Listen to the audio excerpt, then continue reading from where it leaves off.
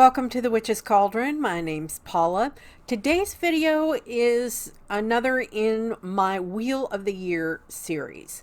And this video is on Ostara. So you may even ask, what the heck is Ostara and why do we celebrate it? Ostara is equated with the spring or vernal equinox.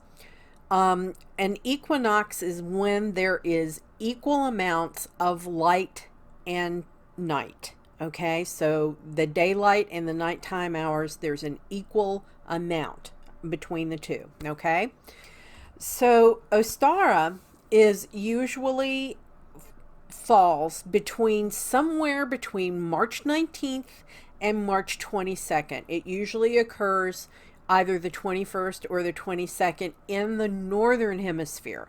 In the southern hemisphere, it occurs in September, and that would be September 19th through the 22nd, somewhere through there. What is Ostara even? Okay, it's a spring festival. You have to think back to early pagans and early cultures that, you know, the strengthening of the sun and the longer days meant that they were getting ready and getting prepared to provide, you know, for their family to get them through the following winter. So you were you were getting your seedlings ready to plant. You were readying your fields and making them, you know, richer, you know, with compost and, you know, manure from your animals and stuff like that. You were also putting up enough and getting ready to plant enough grain and grasses to get the livestock that you are going to keep through the coming winter to keep them alive, so that then you can they can bear you additional animals for your family for the next year. Okay, so it's all about the lengthening of the days and the strengthening of the sun, which means the strengthening of the god, because we equate the god to the sun and the goddess to the moon, right? This is the time of year when that represents the god moving out of infancy into his full maturity. Okay, he is the strongest at midsummer. Okay, this is the time in the rule of the Oak King. All right, and then after midsummer, when the days start getting a little bit shorter, he starts moving into, you know, the waning days of his life, where he dies at Samhain to be reborn at Yule, right? So, and in that phase, the god is the Holly King. Okay, so what are some of the themes for Ostara? Okay, it's about balance, renewal, that cycle of life, beginnings. It's also hope and new possibilities. So this is also a time of like innocence and doing, I'm going to say it, silly childlike things, like, you know, running around, singing, dancing, and, you know, not caring what anybody thinks about what you're doing. All right. The colors that are affiliated with Ostara are primarily light blue, green, pink, and yellow. Okay. The trees, herbs, and plants that are affiliated with Ostara are ash, birch, maple, and yew. Those are the trees. And then the plants slash herbs are the daffodil, honeysuckle, lily, roses, and violets, and also another plant called gorse. The gemstones that are affiliated with Ostara are aquamarine, moonstone, one of my personal favorites, and rose quartz. The gods that are affiliated with Ostara are Adonis, Attis, Cernunnos, the Dagda, Dumuzi, the Green Man, Mithras, Odin, Osiris, and Pan. The goddesses are Aphrodite, Ariadne, Artemis, Astarte, Athena, Kotliku, Cybele, Demeter, Diana, Eos, Gaia, Hera, Idun, Iris, Ishtar, Isis, Juno, Minerva, Ostara herself, Persephone, Venus, and Vesta. Now, let's think about what are some of the things that you would have on your altar. What are the common themes for your altar? Okay. Eggs. The other symbols are, bunnies and chicks and things like that. Do these symbols sound a little bit familiar to you? And Estra and Easter sounding extremely similar to one another. That's because to, get people to convert to Christianity, the early church created Easter to compete with Estra. Okay. So what are some of the things you can do with your altar for decorations? You want to put, use fresh flowers. If you have already done any planting of little seedlings or small plants, you can use those on your altar. If you can use flower petals to mark your sacred circle instead of, some people use salt, some people just cast the circle, or you can use flower petals. And also, another idea is to fill your cauldron with water and then float, rose petals on the top of the water in the cauldron. And especially right now, if you are in an area that has snow, because it's very common, like in Virginia where I live, to have a late winter snow that just absolutely wallops us. We get one of those every like 5 to 10 years. And so if you happen to have snow on the ground right now, go get some, bring it inside and melt it. Keep that water for your Ostara ritual. Okay, you can use that in your cauldron to float petals on.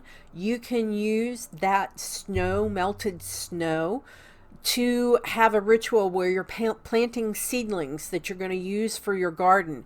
And you can start out the initial moisture, the watering of the little seeds with that snow water, because that is a physical representation of the ending of winter and the coming of the spring by melting that snow. So if you have snow on the ground right now, I'm going to advise you to go get some off the ground, bring it in, melt it, and keep it in an airtight jar for your Ostara ritual. This time of year is also another good one. I can't go a video without telling you to clean. This is another time to come by, just, as habit. With each one of the Sabbats, you want to kind of cleanse your home. And remember, your home is a sacred place. Okay? You also, if you did like your goals and your inner work at Imbolc, and you had a list of goals, this is another time to kind of like take a pulse check of where you are. And if at Imbolc you wanted to get rid of some bad habits, Ostara is another reminder. Okay, what progress have you made on getting rid of that bad habit? Okay, that's another one of your things, especially when it comes to any spell work that you might want to work this time of year. Now, let's talk about the foods, because for each one of my Sabbats, I am a kitchen witch, okay? I admit it. I did not get this, bod that I have by not liking food. So, I always do very special kind of dinners and use my kitchen witchery and the food correspondences to go with the Sabbath at hand. So the traditional foods are leafy green vegetables, dairy foods, nuts, like pumpkin, sunflower, and pine nuts that you have roasted, pan roasted, um, flour dishes, and sprouts. All right. So while we're on the subject of food, okay, there are some things you can do, especially if you have kids or, younger folks in your house, is to make hot cross buns. Okay, I will link a recipe for hot cross buns, the traditional recipe, down in the description box. Instead, if you have a favorite muffin recipe that you want, instead of doing, you can press currants or raisins in the shape of an X or a cross on the tops of the muffins or the buns before you put them in the oven. You can score that dough to make it, split if you're doing like a pastry. So you can even do things like if you have a favorite muffin that has like a cream center, you can do some of those cream cheese kind of things because cheese and dairy products are correspondent to Ostara. Another thing that you can do food wise is to make mint chutney. Now, this is very, popular in Mediterranean or Indian food to kind of be a nice palate cleanser for really spicy food. Okay. You can make it up ahead of time and let it chill. Serve it, especially if you traditionally serve leg of lamb. That's one of the food correspondences. This chutney is great to go with your leg of lamb. And I will, again, link a recipe for mint chutney in the description box. It'll lead you out to a Google Doc, okay, for the recipe. The next one is roasted leg of lamb or roasted lamb.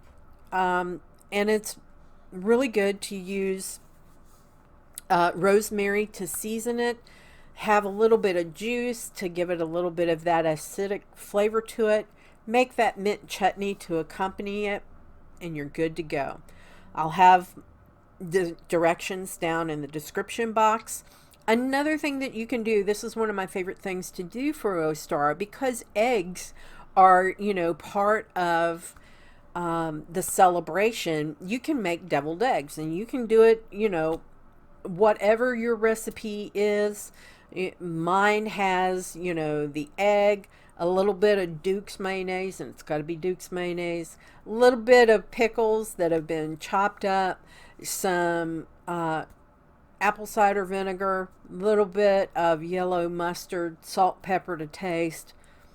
And the secret ingredient of mine is chow chow. So if you are from the South, you know what chow chow is. It's a mixture of cabbage and green tomatoes that have been pickled or preserved. Okay, and chow chow tastes good on anything, in this woman's opinion. Just saying. If you have kids, this is one thing that I will never serve in my house because I don't like them. But you can make peep ambrosia with your kids as like a little dessert for the end of your meal. And, I realize peeps are just the marshmallow little bunnies or chicks or whatever. But they are so ungodly sweet to me. I do not like them.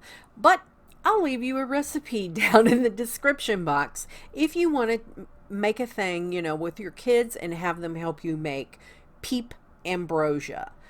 And one of the best things to do, because sprouts and tender leafy greens is to do a spring sprout salad to go with that leg of lamb, or to your lamb chops, whichever part of lamb that you want.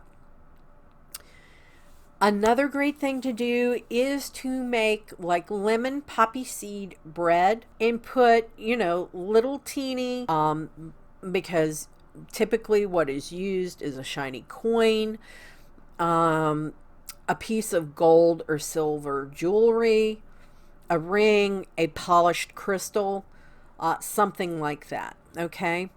It's got to be non-meltable items. All right. Something that you have disinfected, the whole 9 yards, and put it in with your poppy seed. Just make it something little. You hide it right in the bread, but make sure that you warn everybody. You can include this lemon cake as the cake in your cakes and ale. All right. Remember, if you are serving this to children, you may not want to put anything in the bread. You don't want your kids to choke on anything. And you need to warn everybody at your table that there are little Ostara blessings somewhere in the bread. And I will leave a link to the poppy seed bread, that recipe that I love. Another thing that is very, very common, we typically think of decorating eggs, and then hiding them for Easter, if, in the Christian church. Well, you can still decorate eggs with your kids. And those eggs can then be part of the decorations for your altar. And then after you have decorated them, guess what? And you've done your ritual, you can then make deviled eggs out of them too. So you can do that. We used to do that when I was a kid. We'd hide the eggs. The kids would find them, bring them in. Any of the ones that hadn't been smushed to smithereens and the shells broken, my mom would take them out and then make a bunch of deviled eggs. And they were really, really good. So what are some other ideas that you can do for Ostara, just to kind of help celebrate everything? You can bring in and surround yourself with daffodils. Daffodils and jonquils this time of year just absolutely cheer you up. This is what I usually do for my Ostara, is to do seeds and seedlings and have a blessing ritual for my seeds and seedlings before they go into the garden. Another thing you can do that your kids would probably like is to get some little chocolate eggs, or when I was a kid, my mother she had an egg mold, and she made Easter eggs in this mold with chocolate. And then when they were, firmed up and solid, she would pipe like royal icing and decorate them. And that would be in each one of our Easter baskets. You can do that too. You can decorate some chocolate eggs, make some chocolate eggs, and then do a blessing for them. And then eat them, as part of your dessert for your Ostara dinner.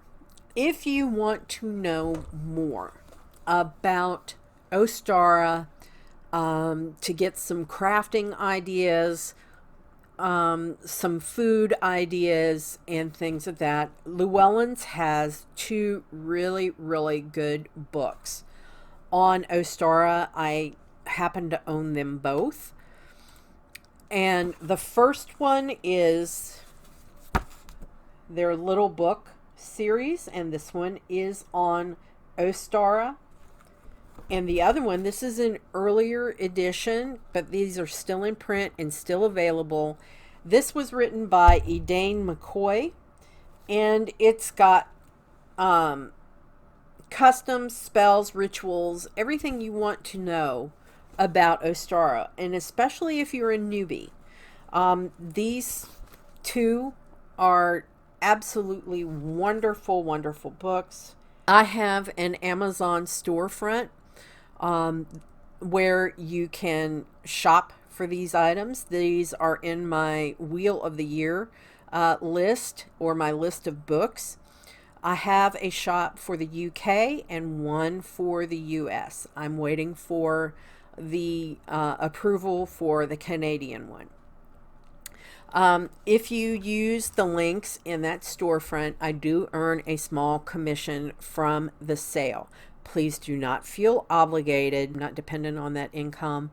But I do have a storefront of all my favorite products, things that I have bought. It's an Amazon storefront. If you don't like buying from Amazon, then please don't feel obligated. So, but the link will be in the description box to both my US and my UK stores. Okay, so with that, my friends, I hope you have a blessed Ostara with you and your family. And as I always say, my friends, merry we did meet, merry we will part, until we merry meet again. Be well and walk in love and light, everybody. Bye.